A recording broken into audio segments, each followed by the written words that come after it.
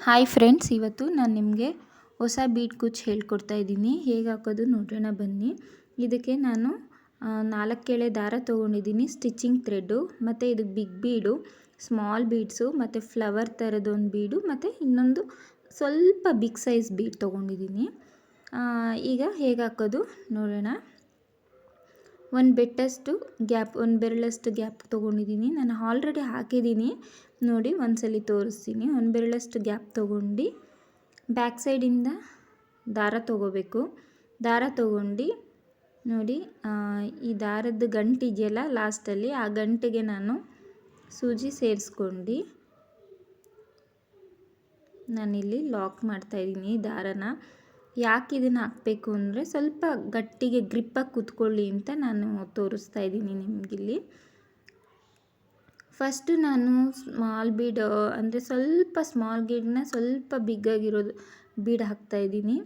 ಅದಾದಮೇಲೆ ಒಂದು small bead ಹಾಕ್ತಾಯಿದ್ದೀನಿ. ಅದಾದಮೇಲೆ ಸೊ ಇದು ಫ್ಲವರ್ ಥರ ಬೀಡ್ ಬರುತ್ತಲ್ಲ, ಸೊ ಅದನ್ನು ಹಾಕ್ತಾಯಿದ್ದೀನಿ. ಫ್ಲವರ್ ಥರ ಬೀಡ್ ಹಾಕ್ತಾಯಿದ್ದೀನಿ.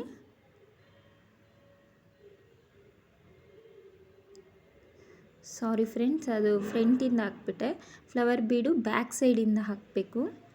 ಸೊ ಬ್ಯಾಕ್ ಸೈಡಿಂದ ಹಾಕ್ತಾಯಿದ್ದೀನಿ ನೋಡಿ, ಈ ಥರ ಬ್ಯಾಕ್ ಸೈಡಿಂದ ಹಾಕಿ ಅದಾದಮೇಲೆ ಸ್ವಲ್ಪ ಬಿಗ್ ಸೈಜ್ ಬೀಡು ಮತ್ತು ಸ್ಮಾಲ್ ಸೈಜ್ ಬೀಡು ಇಷ್ಟನ್ನು ಹಾಕಿ ನೋಡಿ. ಒಂದು ಬೀಡು ಫಸ್ಟ್ ಲಾಸ್ಟ್ ಬೀಡ್ ಇರುತ್ತಲ್ಲ, ಆ ಲಾಸ್ಟ್ ಬೀಡನ್ನ ಎಳ್ಕೋಬೇಕು. ಎಳ್ಕೊಂಡು 4 ಬೀಡ್ ಇದೆಯಲ್ಲ, ಆ 4 ಬೀಡನ್ನು ಸೇರಿಸಿ ಸೂಜಿ ಒಳಗಡೆಯಿಂದ 4 ಬೀಡು ಸೇರಿಸಿ ಸೂಜಿ ತೊಗೊಂಡು ದಾರ ಹಾಕಬೇಕು. ಆವಾಗ ಗಟ್ಟಿಗೆ ಗ್ರಿಪ್ಪಾಗಿ ಕೂತ್ಕೊಳ್ಳುತ್ತೆ. ಫ್ರೆಂಡ್ಸ್, ಯಾರ್ಯಾರು ಸಬ್ಸ್ಕ್ರೈಬ್ ಮಾಡಿಲ್ಲ, ಹೊಸೊಬ್ಬರು ನನ್ನ ಚಾನಲ್ ನೋಡ್ತಾ ಇದ್ದೀರಾ, ಸಬ್ಸ್ಕ್ರೈಬ್ ಮಾಡಿ. ನಿಮಗೇನಾದರೂ ಈ ವಿಡಿಯೋ ಇಷ್ಟ ಆಗಿದ್ದರೆ ಕಮೆಂಟ್ ಮಾಡಿ, ಬೆಲ್ ಐಕಾನ್ನ ಕ್ಲಿಕ್ ಮಾಡಿ, ಬೇರೆಯವ್ರಿಗೂ ಶೇರ್ ಮಾಡಿ. ನಾನು ನಿಮಗೆ ಹೊಸ ಡಿಸೈನ್ಸು, ಬಾರ್ಡರ್ ಡಿಸೈನ್ಸು ಜಾಸ್ತಿ ಹೇಳ್ಕೊಡ್ತೀನಿ. ನಾರ್ಮಲಾಗಿ ಎಲ್ಲರೂ ಕ್ರೋಶ ಕುಚ್ಚು ಅದೆಲ್ಲ ನಾರ್ಮಲಾಗಿ ಹಾಕ್ಕೋತಾರೆ. ಬಾರ್ಡರ್ ಡಿಸೈನ್ ಅಂದರೆ ಮೀನ್ಸ್ ಈಗ ಸ್ಯಾರಿಲೇ ಬಾರ್ಡರ್ ಥರ ಬರುತ್ತಲ್ಲ, ಆ ಥರ ಇರುತ್ತೆ. ನಾವು ಹಾಕ್ಕೊಳ್ಳೋದು ಗೊತ್ತಾಗಲ್ಲ ನಾವು ಹಾಕಿಸ್ಕೊಂಡಿದ್ದೀವಿ ಕುಚ್ಚು ಅಂತ. ಆ ಥರ ಕ್ರೋಶದಲ್ಲಿ ನಾನು ಜಾಸ್ತಿ ಬಾರ್ಡರ್ ಡಿಸೈನ್ಸೇ ಹೇಳ್ಕೊಡ್ತೀನಿ ನಿಮಗೆ ನೋಡಿ. ಈಗ ಲಾಕ್ ಮಾಡ್ಕೊಂಡಿದ್ದಾಯಿತು. ಈಗ ಒಂದು ಸ್ಮಾಲ್ ಬೀಡು, ಅದಾದಮೇಲೆ ಮತ್ತೆ ಒಂದು ಸ್ಮಾಲ್ ಬೀಡು, ಅದಾದಮೇಲೆ ಒಂದು ಫ್ಲವರ್ ಬೀಡು ಬ್ಯಾಕ್ ಸೈಡಿಂದ ತೊಗೋಬೇಕು ಫ್ರೆಂಡ್ಸ್. ಅದಾದಮೇಲೆ ಒಂದು ಬಿಗ್ ಬೀಡು ಮತ್ತು ಒಂದು ಸ್ಮಾಲ್ ಬೀಡು ಇಷ್ಟನ್ನು ತೊಗೊಂಡು ಲಾಸ್ಟಲ್ಲಿರೋ ಬೀಡನ್ನ ಮುಂದಕ್ಕೆ ಎಳ್ಕೋಬೇಕು ಸ್ವಲ್ಪ. ಅದಕ್ಕೆ ನಾವು ಸೂಜಿ ಹಾಕಬಾರ್ದು. ಆ ಬಿಗ್ ಬೀಡಿಂದ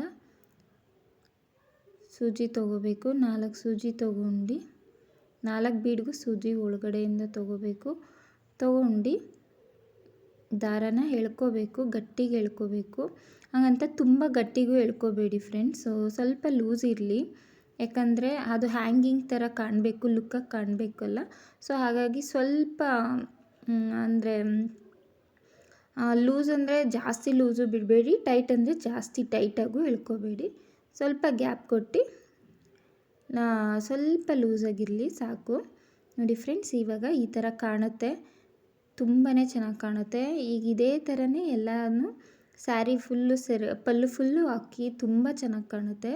ತುಂಬ ಎಲಿಗೆಂಟಾಗಿ ಸೂಪರಾಗಿ ಕಾಣುತ್ತೆ. ಮೈಸೂರು ಸಿಲ್ಕು, ಕಾಟನ್ ಸ್ಯಾರೀಸು ಅದಕ್ಕೆಲ್ಲ ತುಂಬಾ ಚೆನ್ನಾಗಿ ಕಾಣುತ್ತೆ ಫ್ರೆಂಡ್ಸ್. ನೋಡಿ, ಈಗ ನಾನು ಬ್ಯಾಕ್ ಸೈಡು ಗಂಟು ಹಾಕಿರೋದಕ್ಕೆ ತೊಗೊಂಡು ಹಾಕ್ತಾಯಿದ್ದೆ, ಬಟ್ ಇದು ಒಂದು ಮೆಥಡ್ ಇರಲಿ ಅಂತ ತೋರಿಸ್ತಾ ಇದ್ದೀನಿ.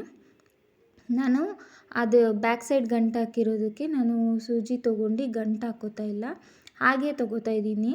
ಅದು ಒಂದು ಇರಲಿ ಅಂತ ತೋರಿಸ್ತಾ ಇದ್ದೀನಿ. ಬಟ್ ಅದನ್ನು ಚೆನ್ನಾಗಿ ಈಸಿಯಾಗಿ ಹಾಕ್ಬೋದು, ಬಟ್ ಅಷ್ಟು ಗ್ರಿಪ್ಪಾಗಿ ಕೂತ್ಕೊಳ್ಳಲ್ಲ ನಿಮಗೆ. ನೀವು ಹಾಕೋ ಗಂಟು ಮೇಲೆ ಡಿಪೆಂಡ್ ಆಗುತ್ತೆ. ನೀವು ಬ್ಯಾಕ್ ಸೈಡ್ ಗಂಟು ಹಾಕೋತಿರಲ್ಲ, ಅದು ಹೇಗೆ ಕೂತ್ಕೊಳ್ಳುತ್ತೆ ಅನ್ನೋದ್ರ ಮೇಲೆ ಡಿಪೆಂಡ್ ಆಗುತ್ತೆ. ನೋಡಿ, ಈಗ ಹಿಂದೆ ಬ್ಯಾಕ್ ಸೈಡಲ್ಲಿ ಟರ್ನ್ ಮಾಡಿ ಗಂಟು ಹಾಕ್ಕೋಬೇಕು.